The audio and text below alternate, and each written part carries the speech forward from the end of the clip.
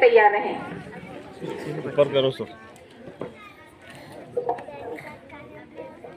جس دور میں آزاد تھی دنیا اب ہم وہ زمانہ بھول گئے.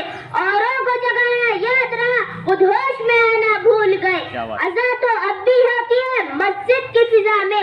اے انور جس ضرب سے دل ہل جاتے تھے وہ ضرب لگانا بھول گئے. وہ دیکھ لیا آئینے میں پر داغ نہ دیکھا سینے میں. دل ایسا لگایا جینے میں مرنے کو مسلمان بھول گئے.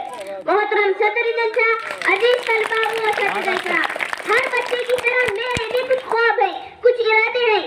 سوال کیا جاتا ہے میں بڑا ہو کر کیا بنوں گا، تو میں کہنا چاہوں گا کہ نہ ہم ڈاکٹر بنیں گے، نہ ہم انجینئر بنیں گے، نہ ہم ٹیچر بنیں گے، بلکہ ایک درد مند فکر مند مسلمان بنیں گے. دوسروں کے لیے جینے اور مرنے والا بنوں گا.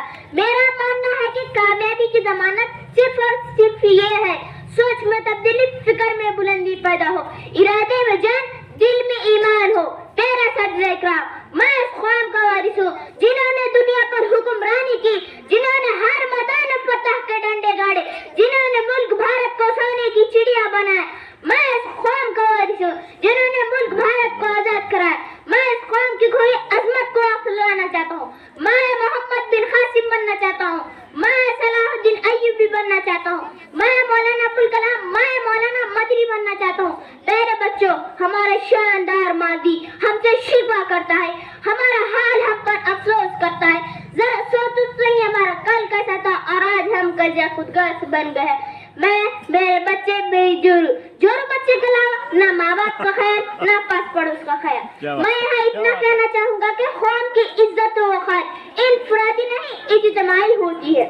ہم سب بچے مل کر، اساتذہ نے مل کر اس قوم کی کھوئی عزت کو، وقار کو واپس لانا چاہتے ہیں. چاہے عالم بن کر، چاہے حافظ بن کر، چاہے ڈاکٹر بن کر، چاہے تاجر بن کر یا مثالی ٹیچر بن کر.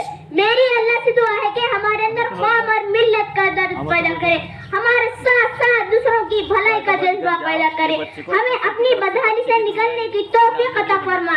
میں اس تقریر کو ایک شعر پر ختم کرنا چاہتا ہوں. ایسا رہا کرو کہ لوگ کرے آرزو، ایسا رہا کرو کہ لوگ کرے آرزو، ایسا چلو کہ زمانہ مثال دے. کیا بات ہے.